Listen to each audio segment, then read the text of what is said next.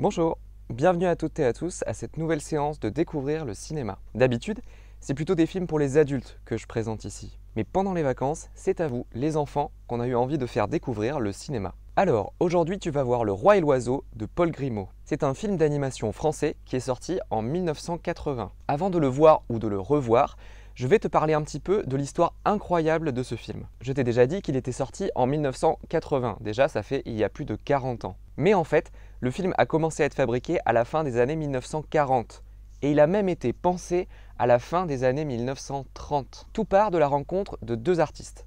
Le premier, tu le connais peut-être déjà au moins de nom, c'est le poète Jacques Prévert. Et l'autre, tu ne le connais peut-être pas encore, je t'ai déjà dit son nom au début, c'est le réalisateur Paul Grimaud. Ces deux hommes, ils vont se rencontrer dans les années 30 et ils vont vouloir adapter en film d'animation un conte d'Hans Christian Andersen. S'ils ont fait ce choix, s'ils ont cette idée, c'est parce que de l'autre côté de l'Atlantique, aux États-Unis, un monsieur dont tu connais certainement le nom puisqu'il s'appelle Walt Disney, adapte lui aussi des contes en film d'animation. Et il commence par Blanche-Neige et les Sept Nains en 1937. Ce film, adapté du conte des frères Grimm, sert de modèle à Jacques Prévert et Paul Grimaud. En effet, ils veulent réaliser un film qui aura le même niveau d'exigence que Blanche-Neige et les Sept Nains sur la forme, en termes d'esthétique, c'est-à-dire qu'ils veulent faire vraiment des très beaux dessins et utiliser de belles couleurs. Mais ils pensent que sur le fond, leur film doit raconter un tout autre type d'histoire que les films des studios Disney. L'ambition de Jacques Prévert et de Paul Grimaud, c'est donc de proposer une alternative française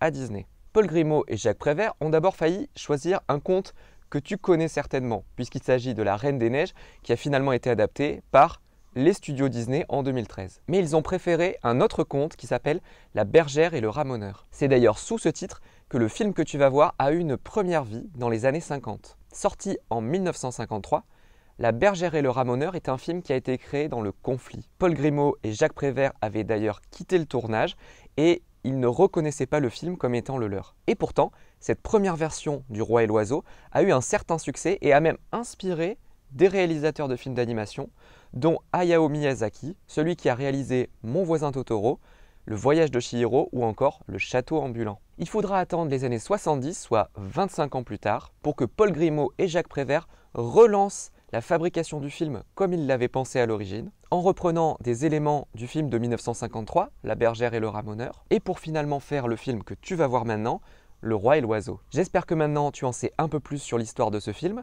Je te laisse le voir, je te souhaite une très bonne séance et je te dis à très bientôt pour une nouvelle découverte de cinéma.